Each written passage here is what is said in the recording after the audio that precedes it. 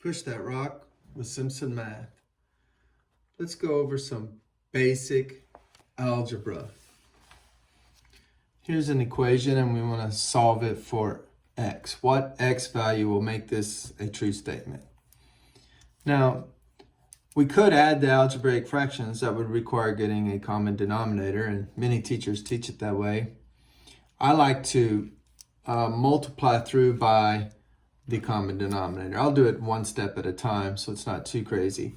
So I'm going to multiply through by this denominator. So I'm going to multiply this by x plus 1, this by x plus 1, and this by x plus 1.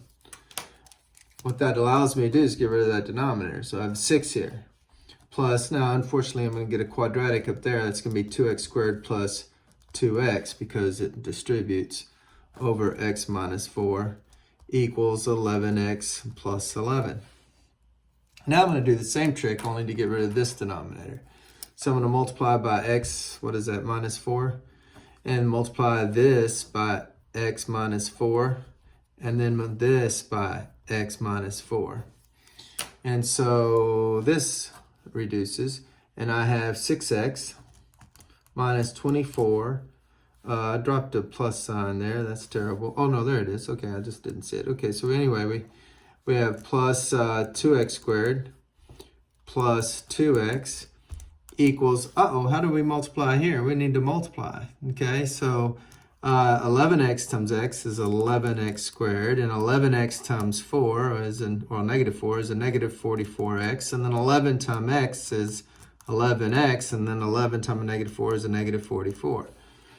So we did that polynomial multiplication. I'm going to look for like terms. You see any like terms? On this side, I have the 8x. So we have 2x squared plus 8x minus 24.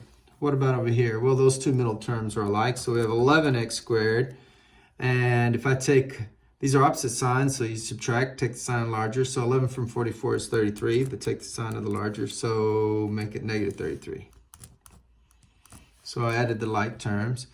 Now I will need to get all the x's together. So these x squareds together. So I'll subtract 2x squared from both sides. Well, 11 minus 2 is 9. I need to get the x's together. And I could add the 33 over here. That'd be easy because then I wouldn't have the negative. But I want it equal to 0. So I'll put this over here. It's not that bad. So when I subtract 8 from a negative 33, well, this is negative already. I'm subtracting, so just back up. So that's going to be negative 41x minus 44. And then I need to add this over here so that I have one side equal to 0.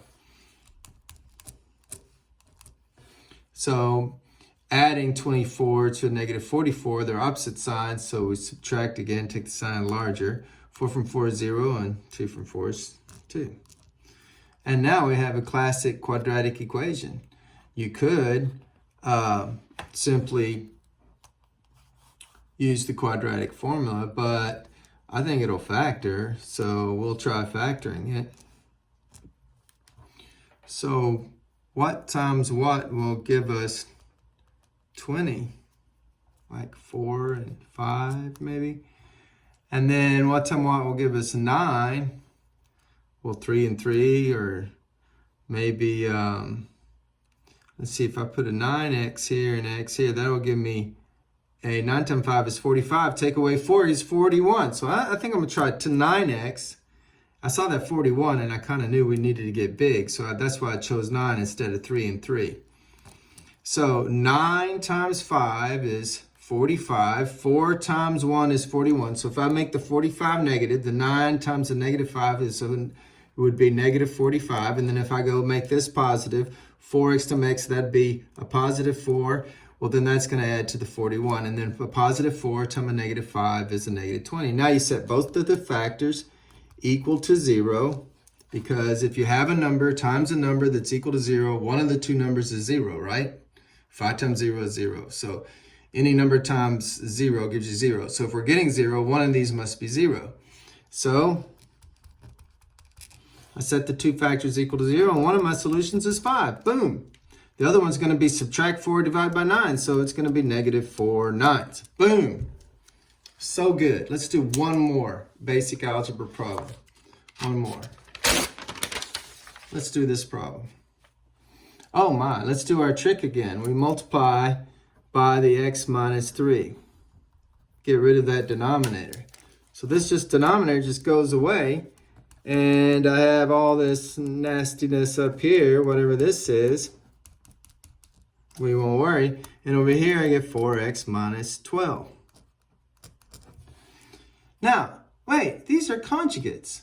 This 5 plus something and 5 minus the same something. Whenever you have a binomial and you have another binomial and the terms are exactly the same, the only thing that's changed is the sign in the middle, those are called conjugates. And whenever you multiply conjugates, you get the square of the first term minus square of the second term.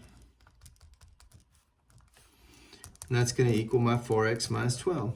Well, when you square a radical, the radicand just comes out. But don't drop those negatives because this negative is going to distribute. So don't drop the parenthesis. That'll leave, you won't change that sign. So 25 minus x minus 2 equals 4x minus 12. I'm going to add this x over here. So I have 5x. And then I'm going to say 25 minus 2. What is that? 23. And then I'm going to add 12 over here. So let's see, if you add, that'll be 35. And then I will divide by 5. And you might check, you can always take this x value, plug it back in for all the x values and see you get a true statement. But there you go. We solved the equation. Math made simple at Simpson Math.